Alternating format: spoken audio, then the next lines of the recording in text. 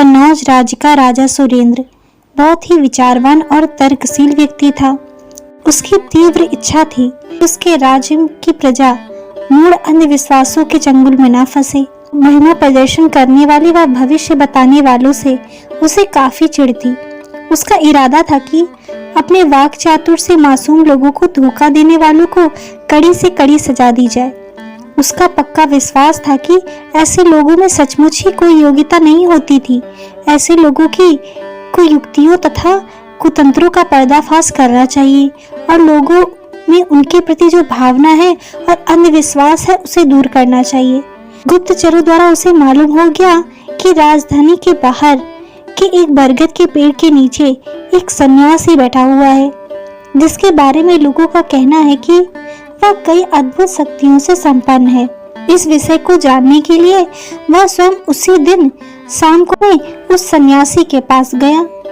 राजा जब वहां पहुंचा तब सन्यासी वहां इकट्ठे भक्तों से कह रहा था, जो भी जन्म लेते हैं उनका मरना निश्चित है। किसी भी स्थिति में इसे टाला नहीं जा सकता। हम यह बता नहीं सकते कि मृत्यु किस रूप में और किस क्षण में आती है। इसीलिए सभी जीवित प्राणियों को यथासंभव दूसरों का भला करना चाहिए, इसी में उनका कल्याण है। इसके बाद कुछ भक्त वहां से चले गए। केवल 4-5 भक्त ही वहां रह गए। वे एक एक करके अपना दुखड़ा सन्यासी को सुना रहे थे। सन्यासी सिर हिलाता हुआ सुन रहा था और कुछ कहे बिना उन्हें भस्म दे देता था। आखिर में राम नामक एक इंसान आया और कहने लगा, स्वामी जी, देविका मेरी इकलौती पुत्री है। भरसक कोशिश की परंतु उसका विवाह संपन्न हो नहीं पा रहा है। बिन माँ की कन्या है। उसका विवाह हो जाए तो सब चिंताओं से मुक्त हो जाऊंगा, परंतु जो भी उसे देखने आता है बिना कुछ कहे चला जाता है। अब आप ही मेरा उद्धार कर सकते हैं, आप ही इस समस्या का समाधान कर सकते हैं। सन्यासी ने पिता और बेटी दोनों को बड़े प्यार से निहारा और मुस्कुराते हुए उसे भी भस्म दिया। राजा उस सन्यासी के आगे आया और कहा, स्वामी जी, कृपया बताइए कि उस कन्या का विवाह कब होगा। सन्यासी ने उसे खून से सिर तक देखा और 3 मिनट बाद आंखें खोलते हुए कहा, 1 हफ्ते के अंदर इस कन्या का विवाह होगा। देविका का पिता पहले ही कह चुका था कि जो भी उसे देखने आता है बिना कुछ कहे वापस चला जाता है, और यह सन्यासी दावे के साथ कहता है कि उसका विवाह 1 हफ्ते भर में होगा। देखना है क्या होगा।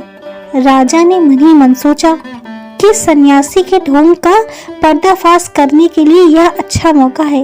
वह देविका के पिता को थोड़ी दूर ले गया और अपना असली परिचय देते हुए उसने कहा, अपनी बेटी को मेरे साथ भेजना। 1 हफ्ते तक अंतापुर में सुरक्षित रखूंगा, कोई कमी नहीं आने दूंगा। उसके बाद उसका विवाह करना मेरी जिम्मेदारी है। राम ने सहर्ष मान लिया। राजा देविका को अपने साथ ले गया और उसे रानी के सुपुर्द कर दिया। रानी से भी कहा कि 1 हफ्ते तक उसकी अच्छी देखभाल करना। सुंदर देविका को देखकर रानी बहुत प्रसन्न हुई।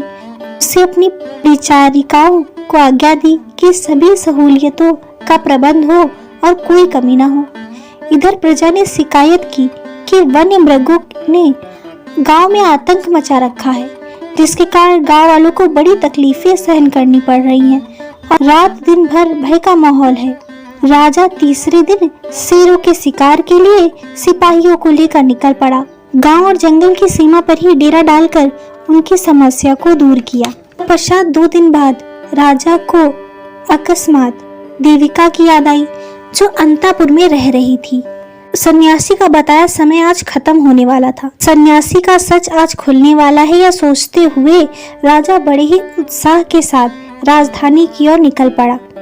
राजा ने जैसे ही राजभवन में कदम रखा, सामने से रानी सुनंदा देवी आई और कहने लगी, प्रभु, आपके जाने के बाद हमारा पुत्र अमरेंद्र देश परिभ्रमण से लौट आया है। राजा ने देविका के बारे में विवरण जाना।